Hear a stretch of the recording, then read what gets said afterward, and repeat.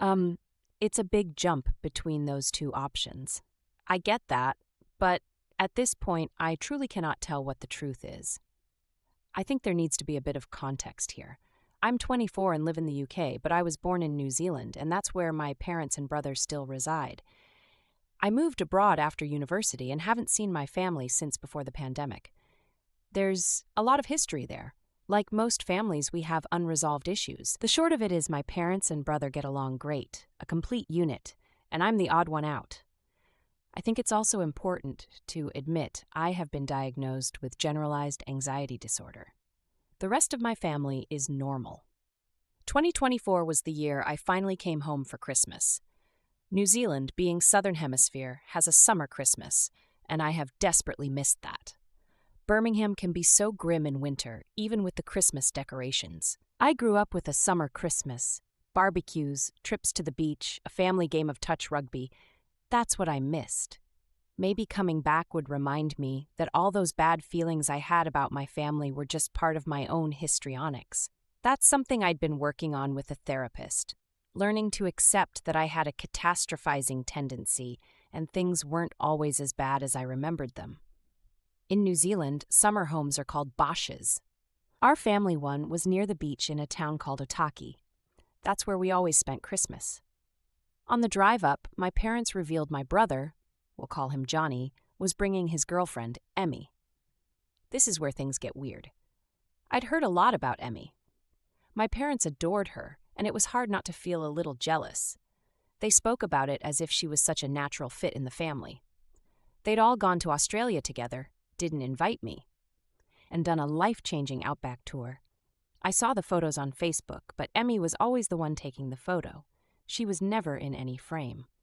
Admittedly, I'd spent a few late nights stalking Johnny's social media to try and gain more insight into Emmy. I had to admit to my therapist that a part of me wished they'd break up so my parents could see I wasn't replaceable with some other girl. I hated those feelings even if they were intrusive. Emmy had an Instagram, but it was locked down. All I could see was her tiny little profile pic, a mannequin head with a black wig. That told me nothing about her. Or I thought it didn't. My parents and I arrived first to the box. Johnny and Emmy were coming up the next morning. It was hard to listen to my parents talk about all the memories they'd made since I'd been away. They'd retired, gone on cruises, tours, and made a comfortable life for themselves. They couldn't stop gushing about how great Emmy was for Johnny and how proud they were of my brother and what he'd accomplished. Not once did they ask me what I was up to or what was going on in my life. Not much was going on, to be honest. I had an admin job with no upward mobility, and I'd never had a serious boyfriend to write home about. Everything I'd done since getting my degree was disappointing.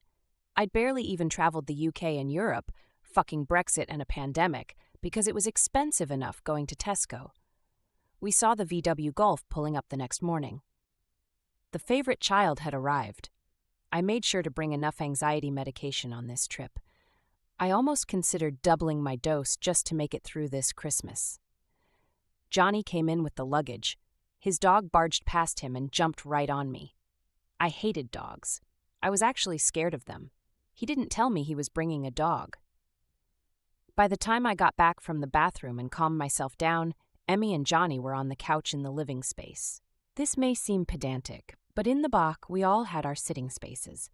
Dad got the green armchair, Mum got the rattan chair, and Johnny and I got the couch.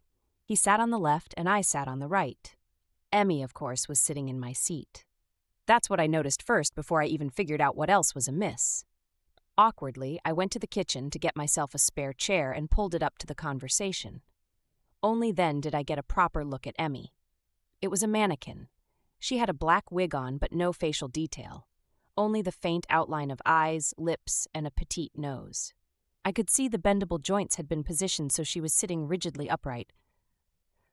"Oh," I said, laughing with surprise. I assumed it was a joke. Where's Emmy?" Everyone looked at me as if I'd grown a second head. Johnny looked at the mannequin as if it was talking then back at me. "This is Emmy," he stated flatly. "You gone blind or something?" I looked to my parents to search for any answers. Neither of them had humorous expressions. They looked more concerned that I was going to ruin Emmy's trip. Okay, I'd play along. See how far this joke went. Sorry, hi, Emmy, I said, awkwardly putting out my hand to shake. I looked at the rest of them for approval. Emmy did not shake my hand. No shock. Awkwardly, I retracted it. A moment of silence, then they all laughed at a joke I hadn't heard. The dog jumped on the couch and started licking the page-white plastic of the mannequin's face. Johnny laughed. Such a mama's boy. The joke did not relent. I went to my room. My brother and I used to share a room, but now I had been put in the sleep-out so he could share with the giant doll, and tried to regroup. My family had never been pranksters. This seemed excessive and like an exhausting show to put on. Was it going to be like this all Christmas? It was time to get some answers. I was too afraid to ask them directly because of how I was ostracized, so I went to call Grandma. Her and I had an affinity that I didn't have with the rest of my family. I tried to ring her, but she didn't pick up. Not too surprising, given she was staying with my uncle and his kids for Christmas. She'd probably left her phone off. My mum swung by the sleep-out with a very stern expression. "Why are you hiding out here?" she demanded.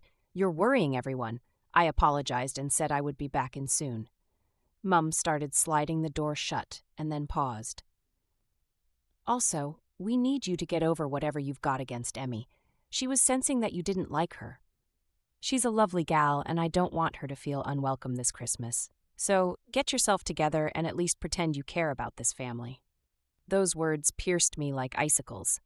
She slid the door shut before I could even reply. If her goal had been to hurry me up to come inside, it only slowed me down because now I was crying. Why were they making me feel so guilty over a doll? It was just cruel. Dinner came and went. I watched Emmy out of the corner of my eye, but tried my best to play along. Laughing with the family laughed, asking questions to Johnny about how they met. They served her a plate of food, but she didn't eat any of it. Not surprising. Her position only changed when I was out of the room or not looking. My family must have been moving her. It was very unsettling. I moved to take my plate to the sink, and when I looked back, her head had been turned to face me. I shuddered and ignored it, doing my best to keep up a smile. As adults, we didn't exchange Christmas gifts anymore. I still brought them back little trinkets from the UK, but they didn't get anything for me. It was just a coincidence they all got each other a gift, including for Emmy. She got a bottle of perfume from Mum and Dad, and a beach towel and swimsuit from Johnny. I had brought her a little statue of a bull since it was iconic to Birmingham. Maybe my family would start pretending it was a real bull and the joke would get bigger. We went to the beach as was a Kiwi tradition on Christmas Day.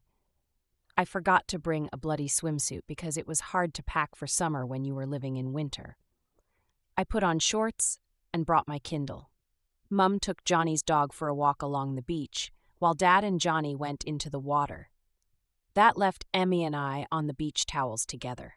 She was sunbathing, and by that I mean she was lying completely flat with sunglasses plopped over her eyeless face. "It's absolute crap that they're playing this game with me," I told her. She did not respond. "Pretending you're real and all that, it's not funny at all. I don't get why they're doing it. Is it just because they hate me?" I rolled onto my side and plucked the glasses off her face and put them on myself. She didn't need them. I then flicked her face. Sure enough, plastic. Mum came back first. Her smile instantly faded when she looked at Emmy. "What's wrong, darling?" She crouched down and listened to what the mannequin had to say. She said my name with all the scorn of a mother finding a child who broke the fine china. "Why would you say those horrible things to Emmy? What is wrong with you?" Johnny and Dad seemed to hear the commotion and came out of the water. I was now sitting upright, legs hugged to my chest as protection. Johnny looked so furious I was actually worried he'd hit me. "You assaulted her?" he asked. "Fucking Christ! Did you come back from England just to make the rest of us as miserable as you?" It all felt like a nightmare. How could they have known what I said and done to Emmy when none of them were around? Maybe they had some sort of audio recording device inside her, but at that point I was beginning to doubt myself. The ride back to the Bach was painfully silent. I shot off to the sleep-out and began to pack my things. I don't know if it was just a joke or if I was insane. Either way, I had to get away from here. I wasn't wanted and I'd made things worse. I ordered an Uber to take me to Paraparaumu so I could get the train back to Wellington. I'd find some accommodation and get my flights changed so I could fly home earlier. Surely some hotels would have some room, even if it was Christmas Day. Nobody came out to say goodbye as the car pulled up. I was grateful for that. I didn't want any more conflict. Only as I was driven away did I look back and see the mannequin standing in the window looking out at me. Grandma got back to me later. She didn't know about what had happened at the Bach yet. "Have you met Emmy?" I asked shakily. "Johnny's, girlfriend?" "I have," she said joyfully.